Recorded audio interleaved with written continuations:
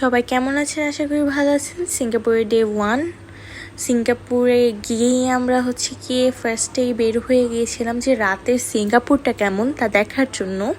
সত্যি কথা বলতে রাতের সিঙ্গাপুর অনেক সুন্দর, আলোকসজ্জায় সজ্জিত থাকে একটা শহর, অনেক সুন্দর। যেতে যেতে একটা কিটা পড়েছিল, কিটার ভিতরে গিয়ে দেখলাম যে কেমন, বিশ্বাস করে অনেক সুন্দর একটা জায়গা। অ্যাজ আ খ্রিস্টান আমার মনে হয়েছে অনেক শান্তির একটা জায়গা।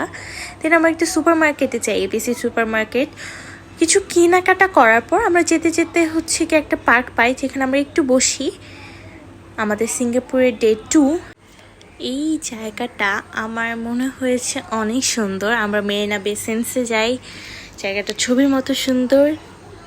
এর পাশের রেস্টুরেন্ট, ক্যাফে অ্যান্ড বড় বড় বিল্ডিংগুলো এই জায়গার সৌন্দর্য আরও দ্বিগুণ করে দিয়েছে। এরপর Merlion park, the centre of Singapore. এখানে অনেক টুরিস্ট যায় এই ঝর্ণাটা দেখার জন্য।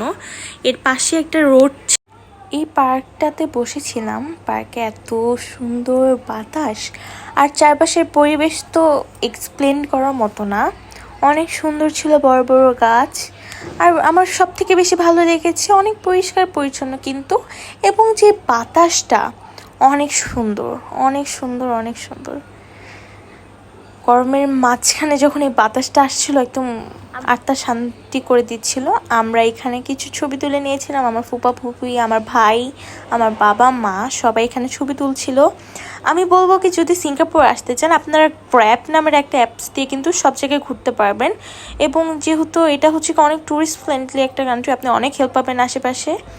আর সব রোড কোথায় কোনটা কি সব কিছু কিন্তু লিখেই দেওয়া থাকে, তো আপনাদের অনেক ইজি হবে। আপনারা যদি একা ঘুরতে চান বা কোনো ট্যুর গাইড ছাড়া যদি আসতে চান তাহলে আপনারা কিন্তু ইজিলি করতে পারবেন। আর সিঙ্গাপুরের রোডগুলো তো অনেক সুন্দর। কিছু সময় আমরা বৃষ্টি পেয়েছি, ঠিক যেমন সকালে সুন্দর ঠিক তেমনি রাতে। আমি রাতের সিঙ্গাপুরটাকে অনেক মিস করি, অনেক সুন্দর। আর যেই সিস্টেম রোড পার হওয়ার অনেক জোস। আমার কয়েকটা ফেভারিট ছবি যে আপনাদের সাথে শেয়ার করছি। আমার বাবা মা, আমার ভাই, আমি, আমার মা অ্যান্ড আমার ড্রিঙ্কস। এরপর দিন আমরা বাসে করে মালয়েশিয়ার উদ্দেশ্যে রওনা দিই। আশা করি আপনাদের সাথে নতুন কোনো একটা ব্লগে দেখা হচ্ছে। মালয়েশিয়ার ব্লগের জন্য অপেক্ষা করতে থাকুন। আশা করি সবাই ভালো থাকবেন, সুস্থ থাকবেন এবং আমার সাথে থাকার জন্য, আমার ব্লগগুলো দেখার জন্য অনুরোধ রইল। থ্যাংক ইউ সবাইকে।